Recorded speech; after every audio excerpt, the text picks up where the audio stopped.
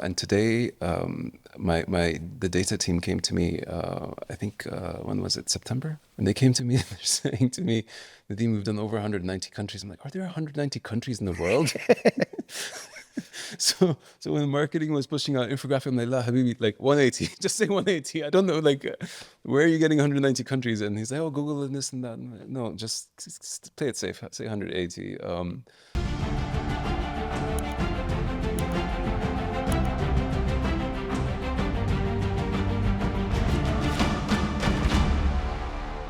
Nadeem Bakhsh, welcome to Quora Break, Thank you. Thank you very much. It's the a pleasure. founder of Webook. Everybody's using Webook. I use Webook. We have to use Webook. Tell us the story of the beginning of it. It's been almost 10 years in the making. My brother used to have a something he used to call the corporate league, which was a CSR project for him. And I used to work in Dubai at the time. And he got to a stage where it was 50 teams and 500 players. And he was managing this with just a couple of friends and on Excel. So he's like, stop doing this stuff outside, come home. There's a huge opportunity here. There's no apps, there's no platforms there in the community help do these football tournaments and sports in general. So one day he had a final coming up, and when the final was coming up, he flew us in, two of us, one of the founders, also Farooq, and we are still here since that one weekend. It started off as we were trying to activate turning his tournament registration website, which was just a simple form, and then he'd have to do everything manually and collect the money manually and with his team. Coordinate everything, make the matches and tournament. It was a nightmare for him. And we started off, let's come up with an app just for football and activate people to play football games and activate the ability to register in tournaments. As soon as we registered that, we released it into the App Store. We started getting user feedback on so user research. We actually had a usability lab sort of set up, and we started noticing more and more people saying, why just football? Why not more sports? And then the girls would come at the time and say, why entertainment? Why not entertainment as well? So it started, we started adding all kinds of activities onto the platform. So this happened almost 10 years ago. And then the vision came around and we ended up having this great opportunity. We had this meeting in the General Sports Authority back then, before it was called Ministry of Sports. And alhamdulillah, we were really lucky. We got the chance to do the first Riyadh Marathon. And we demonstrated that the platform was up and ready within 24 hours with everything that they wanted. From then on, we went on to so many other projects, the seasons, many different seasons. We even did the first EVs in the kingdom for Formula E back in 2019. And it's just grown from there, project after project. Until we came to a stage where we were working in Qatar World Cup, but not as the actual World Cup, but in the entertainment, the concerts around the World Cup, during the World Cup. So in the daytime there was the matches, and then in the evenings was the concerts. And we met some people who were working on both sides of they were working on the day of the football, and then managing the operations with us in the evening. And they said, you guys have one of the best systems we've ever used around the world. And we were like, wow, this is amazing, this is incredible. Then right after the World Cup, we were given an opportunity as well, which was really lucky by the Moroccan federations. Alhamdulillah, we got Morocco versus Brazil. So Morocco versus Brazil right after the World Cup, and those teams were on fire.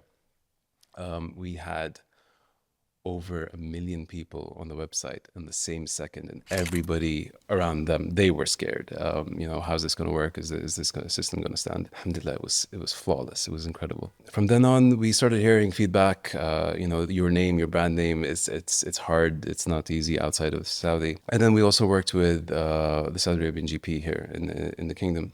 Again, when we were at the first event, we were watching the race, and someone came by and just stopped and said, you guys, this is one of the most flawless experiences we've ever had in entrance and ticketing. Thank you. And they were really happy. So when we have two of the world's biggest sporting franchises and people working around them and with them telling us that your system is one of the best in the world, we started looking at global expansion. We started looking at, okay, maybe we should be going outside the country, but our name wouldn't fit. So it took us 6 months. We started searching, scouring the internet for all kinds of domains that were available, which fit the brand of ticketing and so on. And then we decided, wait, why just ticketing? Why should we stop at ticketing? Because at the end of the day, we wanted to make the community a much better place. We wanted to improve wellness, improve activities, enable the active, healthy lifestyle. So alhamdulillah, we came up with Webook.com. And when we got this opportunity, we're at the Riyadh season, opportunity to pitch for Riyadh season, 2023, I think. And we still had this old brand name. And at the meeting with His Excellency, we the night before we actually got the trademark approval, that we registered the trademark on our name. So the next morning, I had changed the brand name on the slides presenting to him, and it had Webook.com, and we just, everybody just loved it, and they said, yeah, this is great. And for the first time in so many years, where we kept trying to put things also onto our B2C channels, we, with this brand name, every single client afterwards was just always saying, hey, we want it to be on Webook.com as well, because it's a clear call to action. It's a name that whenever you see any kind of event and you see Webook.com, it's obvious that this is where you go to book the event. So alhamdulillah, that's it's been almost 10 years, more than 10 years in the making. These 10 years, you did all these things in 10 years, which is amazing, mashallah. Obviously, you have a style of leadership. Otherwise, it would be impossible. What's your style of leadership? It's changing. So when we first started, when you start any startup, you're just a few guys, and at that point, you're doing everything. You're in charge of, whether it makes it or breaks it in the next month or not, whether you're able to pay salaries or not for your team.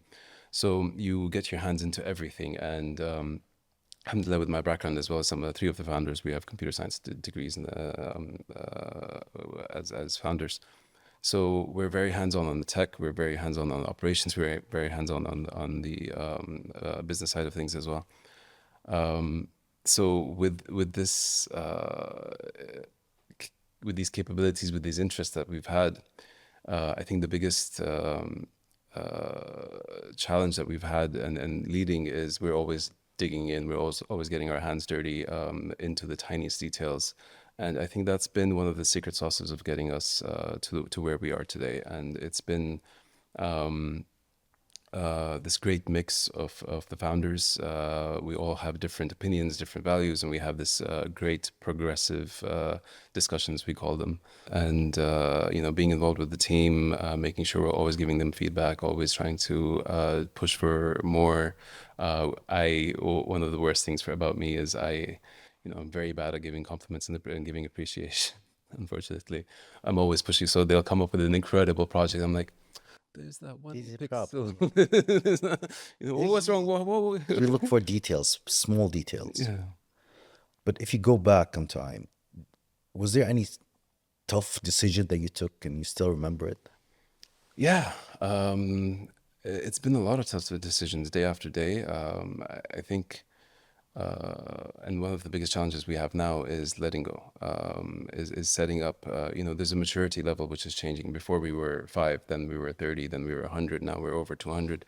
We're operating in multiple countries. We can't be in every single city at the same time. So I think this, as any company grows, there's the need for governance, there's a need for processes, there's a need for performance metrics, and stronger sort of processes around continuous improvement of the company, seeing where we go wrong, how we improve it. So all of this has been orchestrated by us at the top, and now the biggest challenge that we're facing right now is letting go. And one of the most incredible things happened today, actually. We had a hackathon, and a bunch of us, the founders, the chiefs, were busy. We weren't able to attend the full hackathon. And when I came in 24 hours, it was just a 24-hour hackathon. When I came in today and I saw the quality of every single one of those presentations, and the ideas were brilliant and the design was incredible. And, they all started off, with the business purpose, the experience, and how to improve the overall journey for the fans and how to improve the journey for our clients, for our partners. It was just like, wow, I was stunned. I've been speechless for the last hour, like before coming here. It was literally just now. These are the kinds of, as the company has grown, as we keep evolving, as we keep growing, we're constantly trying to better ourselves, see where the gaps are, hire the right people, and and some of the toughest challenges would be also being able to identify people to fire fast. That's been the key learning. Sometimes you should trust your gut sooner than later. It's quite an interesting sort of journey where every day there's new challenges and you have to just trust your experience. You have to trust your gut. You have to also, what we also do a lot is read up, see what the biggest companies in the world are doing, what they're doing right, what they're doing wrong, how can we avoid the mistakes they make. So yeah, it's After 10 years, if you go back on time, what would you advise yourself? have more fun. Have more fun. So you didn't have fun. We have a lot of fun. We have too much fun. But sometimes there's been days where it's like, okay, my wife keeps telling me, Nadeem, you're always telling me that, it's over. And she's like, you've been saying that for 10 years and you just keep growing and doubling and getting bigger and bigger. Alhamdulillah, mashallah. But it's been I think one of the biggest challenges for me was taking care of myself, taking care of my health. I found myself maybe a few years ago, just really out of shape. Stopped going to the gym. I stopped taking care of myself. I wouldn't order food. And then eventually, like 8 hours later, I was starving. I would order the wrong food.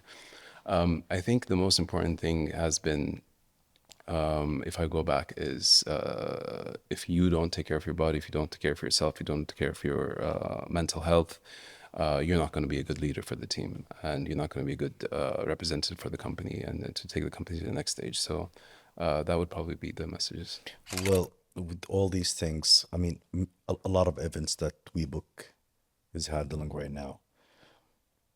How do you make sure that technically everything goes smooth? Well, when you have these big events, it's Like 3, 4 in the same time. yeah, preparation. You can't just turn the switch on and cross your fingers and hope for the best. There's a lot of preparation that goes behind the scenes in terms of operations, in terms of technology, in terms of performance. We treat every single event like a mission critical system, like make it or break it. This is life or death. When that happens, we have plans, we have protocols in place, checklists in place, meetings that have governance around certain criteria. So if we know that there's going to be 1 million people expected to buy just 30,000 tickets, we're ready for 2 million. And even more. Usually when we go live, because we've already done severe performance testing on the system, load testing on the system, security testing on the system, it's if you don't prepare, you're not going to be ready. As well as operations. So on the operations side, there's a lot of protocols in place that the teams go through to make sure that nothing goes wrong on the day. And if something does go wrong, there's contingency plans in place for every single scenario. And one of the most important things is after every event, we see any kind of issues that could have been handled better. And we make sure that these get captured into the processes for the next event and so on. So as soon as the event goes live as well, monitoring. We're constantly monitoring it in real time, and all the right teams are engaged, activated, working around the clock to make sure that if anything goes wrong, we're able to quickly resolve the problem. And we usually see issues happening or about to happen before they even happen, before the fans even feel it. So we're able to quickly make changes in the system. Maybe if we see people, for example, at a live event, maybe if we see people are going through a certain scenario, a certain area, and there's traffic, we're able to predict there's a blockage in this area and give them, reach out to them and give them notifications that, use this path instead and go to this parking instead and so on. But the numbers, I mean, for example, the wrestling, I saw a waiting list number. It was crazy. And people, my nephew, one of them, waited. How do you handle that? I mean, a lot of numbers, hundreds of thousands. We've had millions. Millions. Okay. Yeah, it's look, at the end of the day, when you have a really popular event, right? Whether it's boxing, whether it's one of the big matches, you'll have 1 million people, and at the end of the day, there's only maybe 10,000, 20, So what is it? Who maybe goes 50. first, gets it first, or It's so we have a queuing system in place. It's whoever comes first. We have a subscription model in place in some certain events for certain event organizers that want subscriptions. We also we're working on something really really cool. So there's something that the team is working on, and we've we're constantly listening to feedback. Our team is always engaged on Twitter or on all social media. We're looking at what people are saying, and one of the biggest feedbacks we received in the last half of last year, for example, was there was a lot of talk about fans not being able to buy tickets properly or when they want to, and so we said, okay, so what is a fan? How do we define a fan? And we started breaking it down, and we came up with this concept called true fan. true fan? A true fan, Yeah. yeah. And this is a project we're running this year.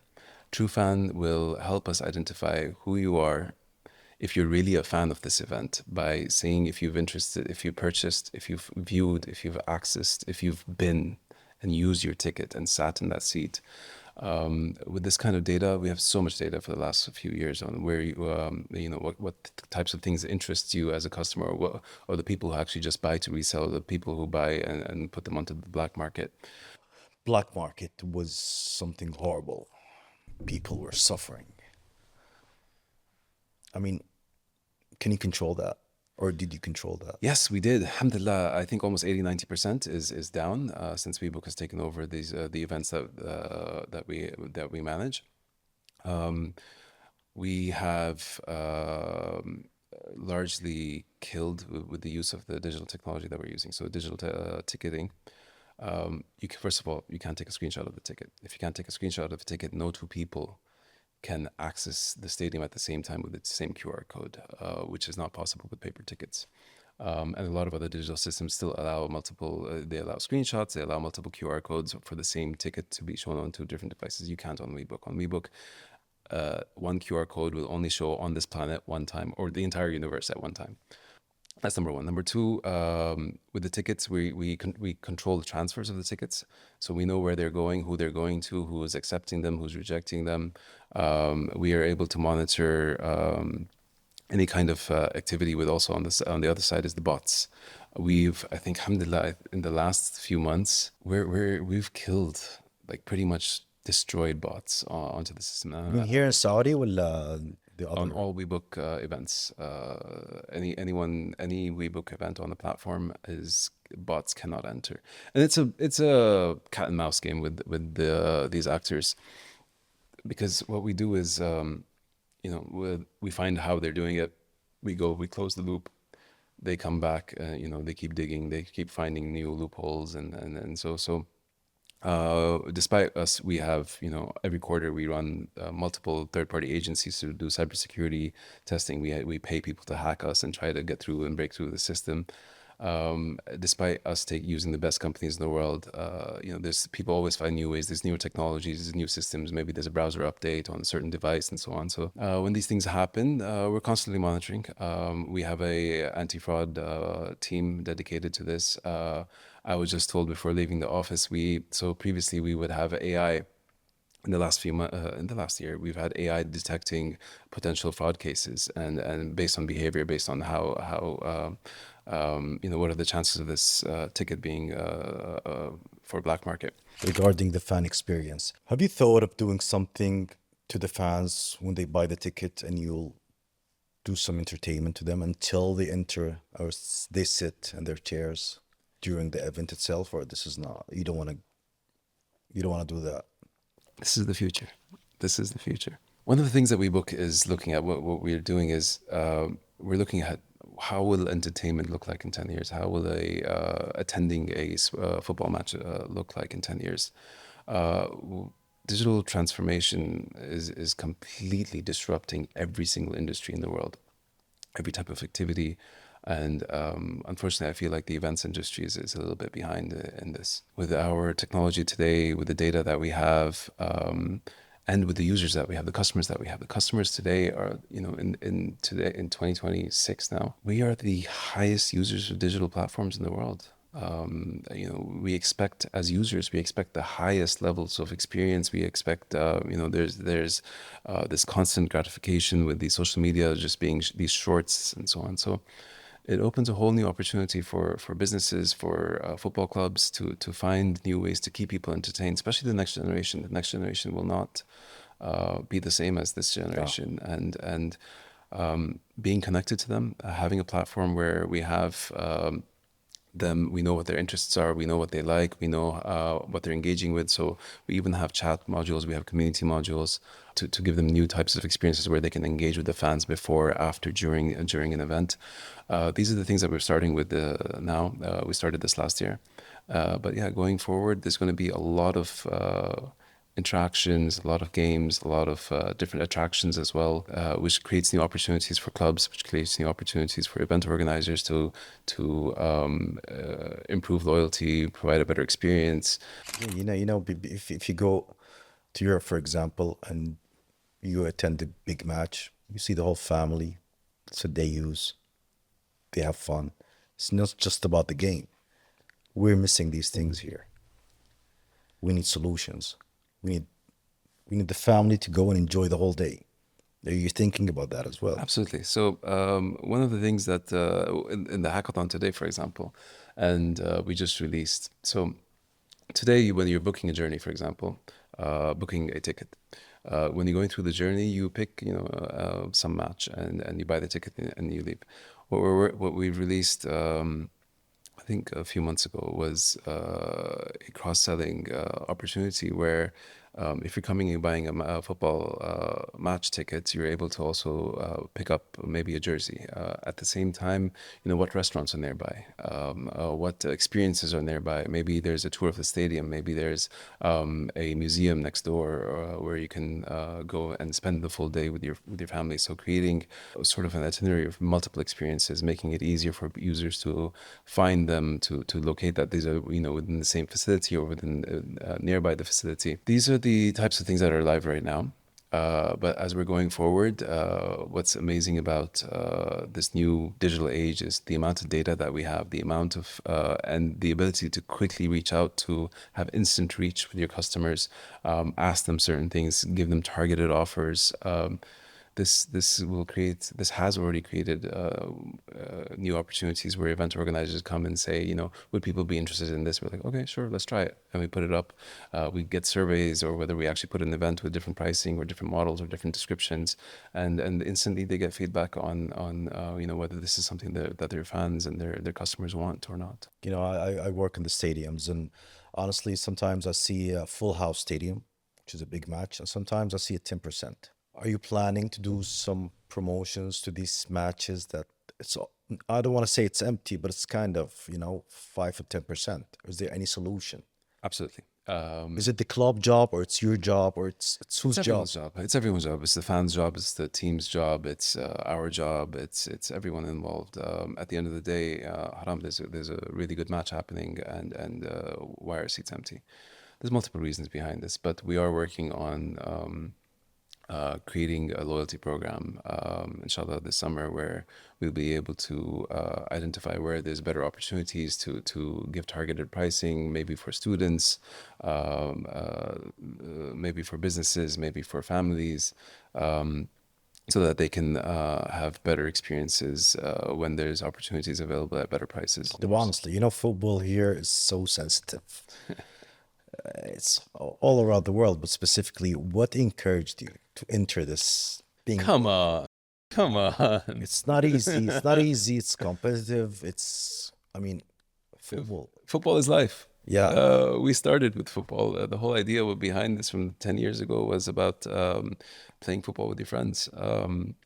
For us, it's not about, we never looked at it as a highly competitive. We didn't do sort of market analysis on, it's competition and is it a blue ocean, a red ocean, all that. We looked at it as there's a massive gap. There's so much passion. People are so crazy about this. They live for football. They enjoy football. And I remember this one user interview we did before, and I think it was the same weekend that we came to Riyadh for the corporate league. And there was this one guy.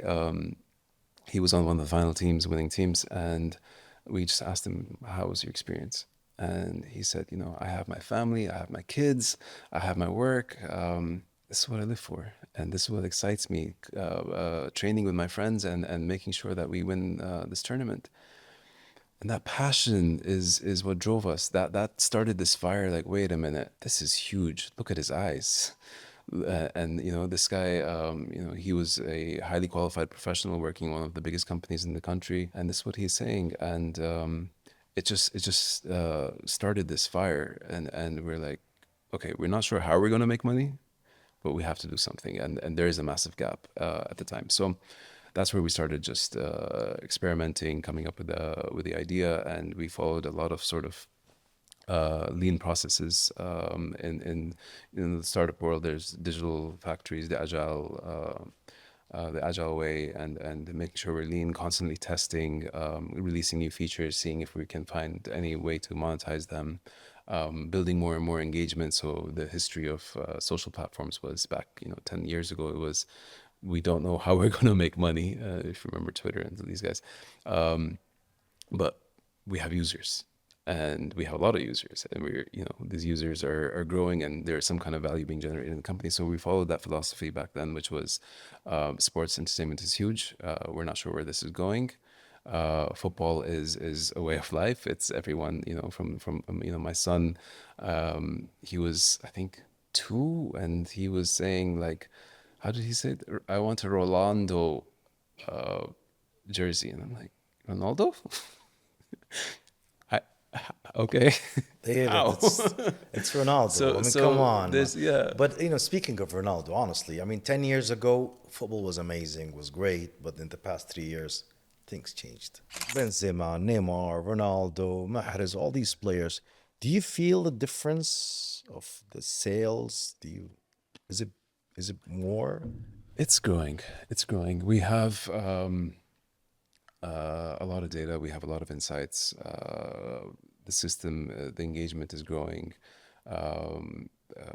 Football is not going anywhere. So whether things change slowly over time or whether they go up or down, it'll always keep coming back. And I think with the new generation, is what I was saying earlier, there's a little bit of digital transformation that was happening. As you were saying, maybe some more experiences around why should you go to watch the match at the event versus just watching it on 4K at a coffee shop with its other privileges. And I think as stadiums, as teams, as time moves on and they realize more experiments and more innovations in these areas, I think it'll come back. But the passion in football is stronger than ever. Did you get him the Ronaldo t-shirt or no? Listen, no, not not yet. yet, not yet. I got him a yeah. You got him well. You guys said something. Unfortunately, it wasn't his size, so I got him a shirt, and I couldn't get. So Like- it was like a nightgown on him. Do you remember how many tickets have you sold since the beginning until now? Yes, I had this number, 40 million, I think. It's a 40 millions. We've sold 40 million tickets. We've crossed 3 billion in transactions. Wow. We have 14 million users, and every time I say a number anywhere, marketing says, "Oh, it's one more." We're growing. We're growing aggressively. People, at the end of the day, we're providing a way of life, a way of joy. What is the meaning of life? You have you have your work, you have your career, you have your academics maybe, but how do you create moments that matter? How do you live a life full of experiences that you share with your friends, with your family, even with your colleagues, bonding? Entertainment and sports is growing all around the world. The numbers are tremendous. What type of entertainment sports keeps changing with different trends and so on, but as an overall business, it's huge. It's getting more and more exciting. Okay. Listen, I have a question that just came to my head. If you want to answer it, fine. If you don't want to answer it, it's fine as well. The Saudi League. Out of Saudi, which country is buying more tickets? For the Saudi League. Yeah. I don't have that data off the top of my head. We have Because I see Chinese, I see South African, I see Brazilians, Portuguese. Look, Webook, alhamdulillah. There was this thing when we launched with Riyadh season. I think we hit 160 countries, people from 160 countries in the first month of Riyadh season, if I remember correctly. And today, the data team came to me, I think, when was it, September? And they came to me and they're saying to me, Nadeem, we've done over 190 countries. I'm like, are there 190 countries in the world? So when the marketing was pushing out infographic, I'm like, La Habibi, like 180, just say 180. I don't know, like, where are you getting 190 countries? And he's like, oh, Google and this and that. And like, no, just play it safe, say 180.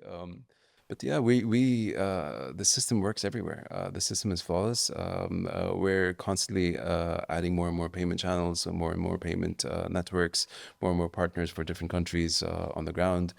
Yes, there's a lot of Chinese, and we're actually working with partners to improve the experience around the world. Today, when a ticket goes on sale on Webook, based on the event organizer's choice, it's actually distributed with the help of the Saudi Tourism Authority in 256 partners all over the world, not just on Webook.com, not just on other channels that we're integrated with on digitally, but also with other partners, other businesses around the world who are incentivized. So proud, Salah. Yeah, We're so proud of you. We're so proud of Webook. Wish you all the best. Thank you so much. It's been a pleasure. We enjoyed it, Salah. And I wanted to know a lot about Webook. But now I think the future will be amazing. It is, and stay tuned. It's it's going to get better and better, especially after 2 days hackathon. Wow, I'm so excited.